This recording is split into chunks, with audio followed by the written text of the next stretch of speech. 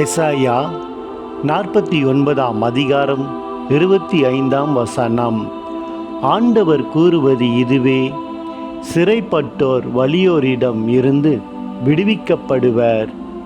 கொள்ளை பொருட்கள் கொடியவன் கையில் நின்று மீட்கப்படும். உன்னை எதிர்த்து போராடுபவருடன் நானும் போராடுவேன். உன் பிள்ளைகளை விடுவிப்பேன். ஆமேன். ஏசாயா 49 அதிகாரம் 25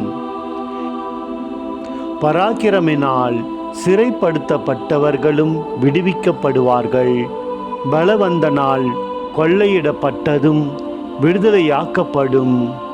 உன்னோடே வழக்காடுகிறவர்களோடு நான் வழக்காடி உன் பிள்ளைகளை இரட்சித்துக் கொள்வேன்.